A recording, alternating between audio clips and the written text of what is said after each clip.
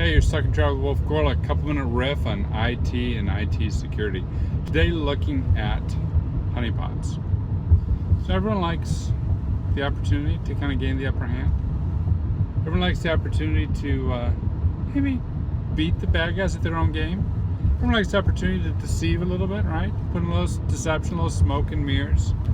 All war does boil down to deception, after all. And especially in the day and age where security folks are so oftentimes on the receiving end of attacks and pen tests and everything else, sometimes it feels good to have the upper hand. So therein lies the opportunity with honeypots. But today what I'm going to give you is some ideas about where honeypots work and where they just don't.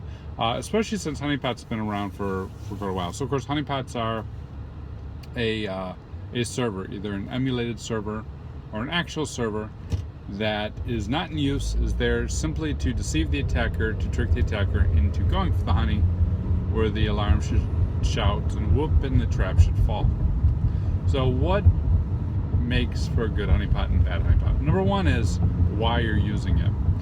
There's still the mentality of, well, I'll put this vulnerable server on the internet and that will attract people's attention and draw them into our network.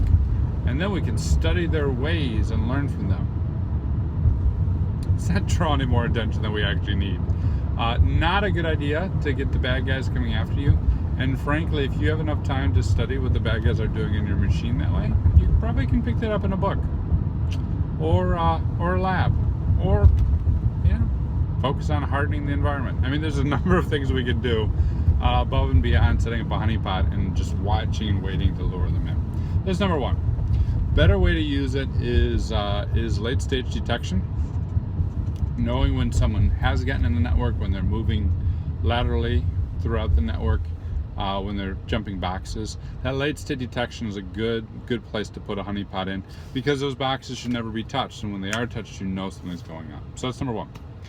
Number two, what separates a good honeypot from a bad honeypot? Authenticity. It's a real system.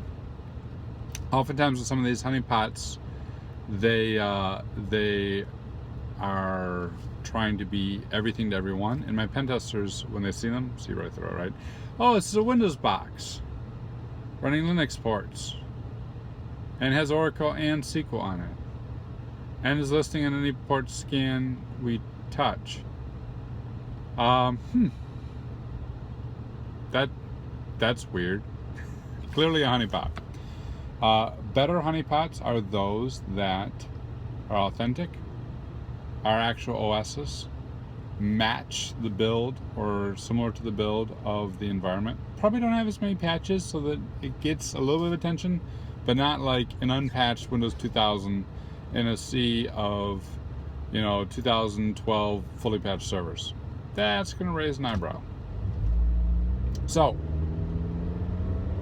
first thing, use it for the right reason, late stage attack. Second thing, make sure it actually looks like a server. And third and final thing is make sure you actually can do something with it. Operationalize it, set up the alarms, respond. If you're still in a situation where you can't respond and you can't make use of this detection control, probably not a good idea to start looking at honeypots.